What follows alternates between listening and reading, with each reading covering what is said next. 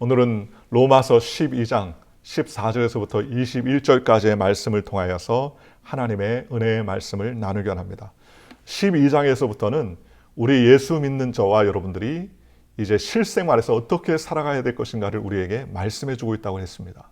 그래서 예수 그리스도의 보혈의 은혜로 말미암아 하나님의 의의 백성된 저와 여러분이 이제는 이 세상에 살면서 어떻게 살아야 하는가는 12장에서부터 16장까지의 내용으로 우리에게 말씀해 주고 있습니다.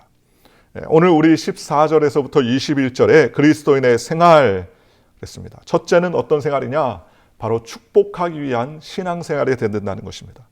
오늘 14절에 너희를 박해하는 자를 축복하라, 축복하고 저주하지 말라 그랬습니다.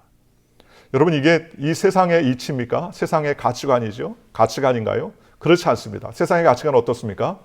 저주하는 자에게는요, 저주를 같이 퍼붓고 나를 괴롭게 하는 자는 더 괴롭게 하고 그런 일들을 해야 된다고 생각합니다. 일본에 제가 있을 때 그 일본 학생들, 초등학생들이 이지메를 많이 했습니다.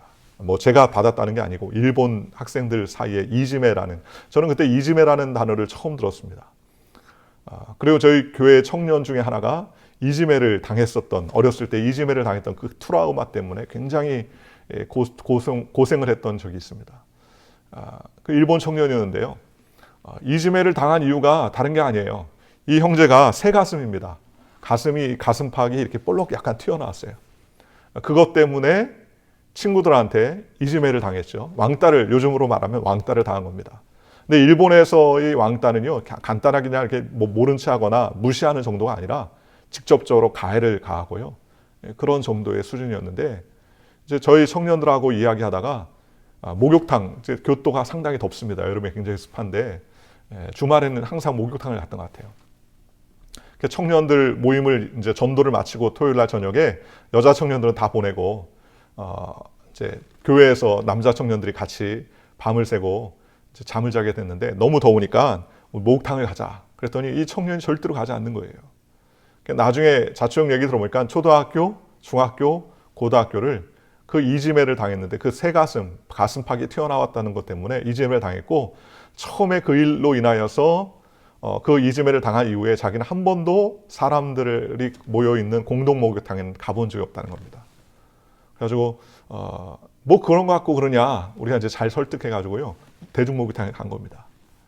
그리고 그 대중 목욕탕에서 서로 때도 밀어주고 같이 이제 1시간 정도 이제 교제하고 나와서 이제 교회에서 이제 잠을, 다다미방이죠. 다다미방에서 잠을 자게 됐는데 이 그 친구가, 일본 친구가 가슴을 이렇게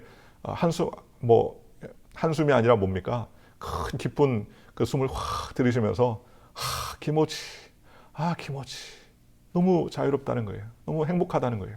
왜 그러냐 했더니 자기의 일생에 이 이지메 문제, 자신이 해결할 수 없는 이 문제를 교회에 와서 해결했다는 거예요. 그래 너무나 행복하다는 거예요. 너무 기쁘다는 거예요.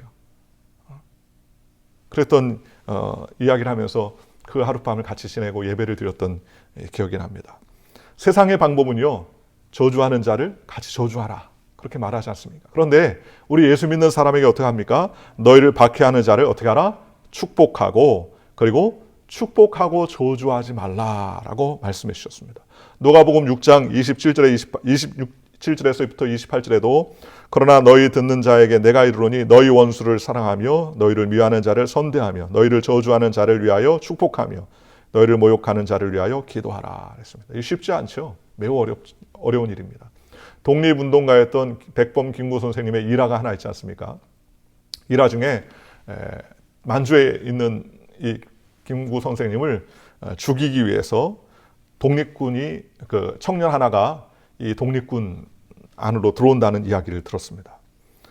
독립군 그 대장이었던 김구 선생님을 죽이기 위해서 이제 오다가 그 발각이 났어요. 그래서 이제 김구 선생님 사무실에까지 이제 잡혀오게 되었습니다. 그랬더니 김구 선생님이 그 청년을 보고요, 얼굴이 만연하면서 기쁨의 만개를 하면서 그 청년을 얼싸고 하면서 이렇게 얘기했답니다. 이 객지에서 또 우리 조국 동포를 만났군요. 너무나 감사하다. 너무나 고맙다고 그러면서 이 김구를 만나러 왔으니 얼마나 고마운 일입니까? 그러면서 막 뺨을 비비면서 얼싸안고 허그를 해줬다는 것입니다. 그러면 너무 감사하다고. 나같이 아무것도 아닌 사람인데 나를 만나기 위해서 이 만주까지 얼마나 고생이 많았어. 그러면서 허그하고 그 손을 비벼주는 그 모습을 보고서 이 청년이 차마 김구 선생님을 그때부터 미워할 수 없더라는 겁니다.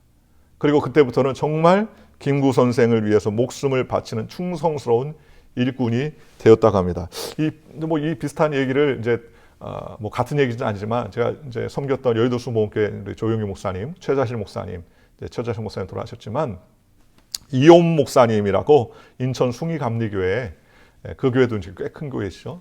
이 목사님이 이제 젊을 때 그런 얘기를 하시더라고요.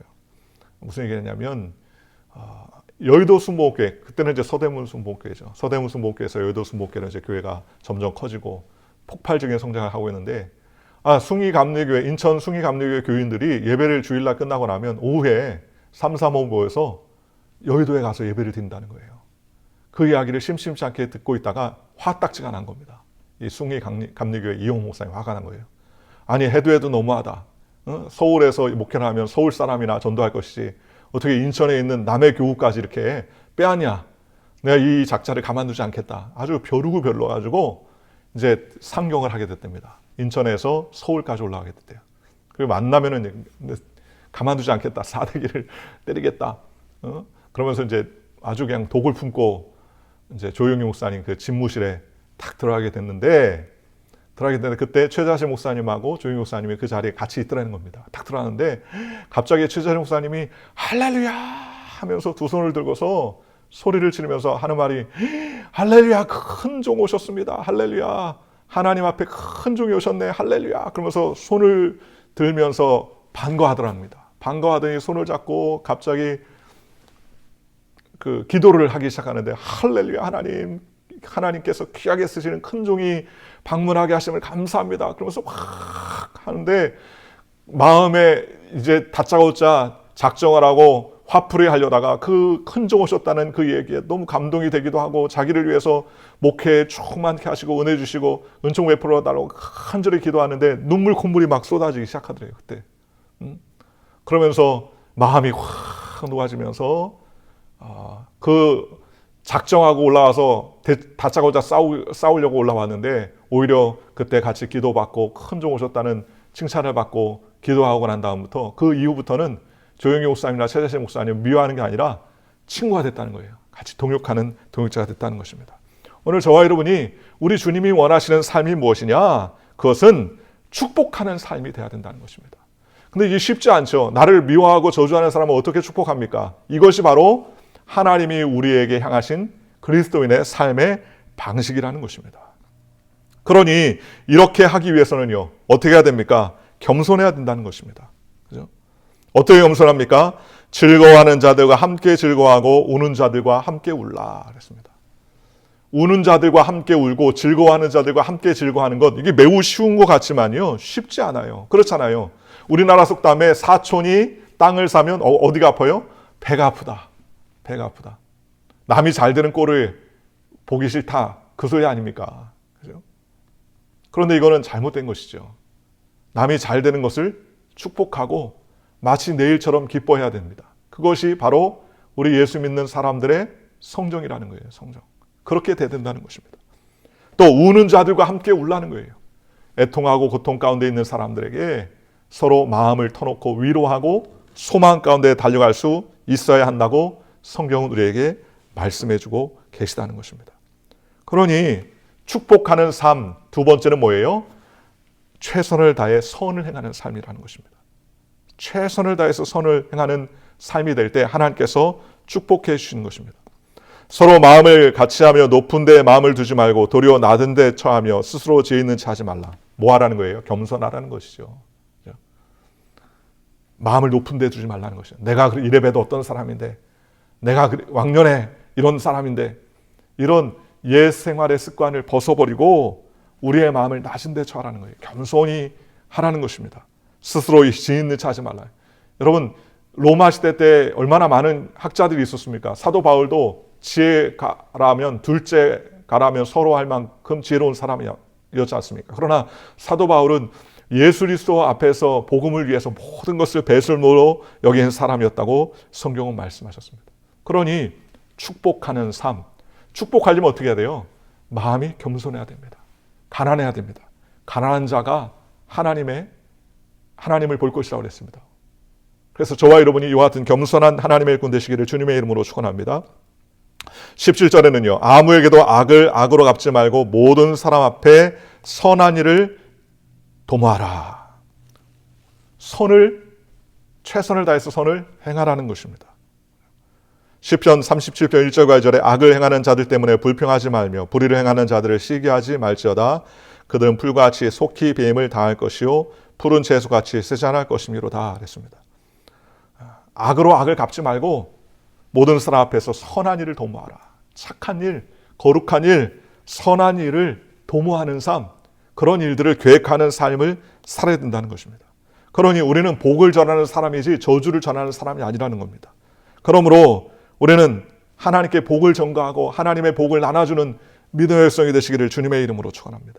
그래서 시편 37편 3절에 보면 이렇게 말합니다. 여호와를 의리하고 선을 행하라. 땅에 머무는 동안 그의 성실을 먹을거리로 삼을지어다.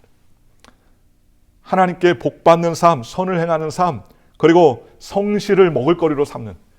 우리가 먹을거리가 어디 있습니까? 어디 만난 거, 요즘 코로나 때문에 그냥 집에 다들 계시니까 하루 삼시세끼 밥 차려주기가 쉽지 않습니까? 재료 구하는 것도 쉽지 않고. 그런데 우리의 식물을 성실로 식물을 삼으라는 거예요. 열심과 성실함으로 하나님께 영광 돌리라는 거예요. 그러면 그가 내 마음의 소원을 이루어 주시리로다. 내 길을 여호와께 맡기라. 그를 의지하면 그가 이루시고 내 일을 빛같이 나타내시며 내 공의를 정오의 빛같이 하시리로다. 하나님이 우리를 높여주시고 인정해 주시고 새롭게 하신다는 것입니다. 그리고 세 번째는요. 모든 사람과 화목하라는 거예요. 모든 사람과 화목하는 삶, 이것이 그리스도인의 삶이라는 것입니다. 18절에 할 수 있거든 너희로서는 모든 사람과 더불어 화목하라 했습니다. 19절에 내 사랑하는 자들아 너희가 친히 원수를 갚지 말고 하나님의 진노하심에 맡기라. 기록되었을 때 원수 갚는 것이 내게 있으니 내가 갚으리라고 주께서 말씀하시니라. 모든 사람과 더불어 화목하게 하는 것, 화평케 하는 자는 하나님의 아들이라 일컬음을 받을 것임이라 라고 성경은 말씀해 주셨습니다. 또 저와 여러분이 예수 그리스도의 은혜로 말미암아 화목케 하는 직책을 하나님이 허락해 주셨다고 성경은 말씀해 주셨습니다.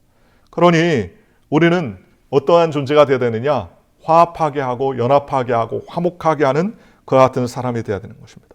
마태복음 5장 9절에 이렇게 말합니다. 화평케 하는 자는 복이 있나니 그들이 하나님의 아들이라 일컬음을 받을 것이며. 또 시편 37편 37절에 온전한 사람을 살피고 정직한 자를 볼지어다. 모든 화평한 자의 미래는 평안이로다. 화평하는 자는 평안이 있다. 우리 주님이 말씀해 주셨지 않습니까? 그러니 오늘 19절에서 21절 이렇게 말합니다. 내 사랑하는 자들아 너희가 친히 원수를 갚지 말고 하나님의 진노하심에 맡기라. 기록되었을 때 원수 갚는 것이 내게 있으니 내가 갚으리라고 주께서 말씀하시니라. 내 원수가 주리거든 모이고 목마르거든 마시게 하라. 그리함으로 내가 숯불을 그 머리에 쌓아놓으리라. 악에게 지지 말고 선으로 악을 이기라. 원수 갚는 것이 누구에게 있다고요? 저와 여러분에게 있는 것이 아니라 하나님께 있다는 것입니다. 그러니 우리의 원수의 모든 것은 다 하나님께 맡겨야 된다는 겁니다. 저는 이 성경 말씀을 보면서요. 원수 갚는 것이 있으니 내가 갚겠다 그러면서 20절에 내 원수가 주리거든 먹이고 목마르거든 마시게 하라. 그리함으로 내가 그 머리에 그 숯불을 그 머리에 쌓아놓으리라. 옳거니 하나님이 원수 갚는 것을 맡기면 숯불을 그 원수의 머리에 피워가지고 머리가 홀랑 다 타게 하시나 보다. 그런 생각을 했었습니다. 젊은 시절에 성경 읽으면서 야, 숯불을 머리에 올려놨으니 홀라당 다 머리가 타고 이제 끝장났겠구나 그렇게 생각을 했는데 그게 아니더라고요. 원수의 머리에 숯불을 올려놓는 것, 이스라엘 백성들이요 숯불을 구할 때가 있어요. 언제 숯불을 구하냐? 요즘처럼 뭐 성냥이나 라이터나 무슨 뭐 자동으로 불을 탁 점화시키는 장치가 개발되지 않을 그때에 이때에는요, 이 구약시대 때는요, 그 불을 꺼트리면 안 돼요. 우리나라도 옛날 연탄불 한번 꺼트리면 연탄불을 구하러 다니지 않습니까? 그죠? 친하지 않으면 연탄불도 잘 안 주지 않습니까? 그런데 집안에 가장 잘 준비해야 될 게 불이에요. 숯불이에요. 숯불. 숯불을 꺼트리면 안 돼요. 근데 숯불을 관리를 못해가지고 꺼트려 버린 것입니다. 불을 꺼트렸어요. 그럼 어떻게 합니까?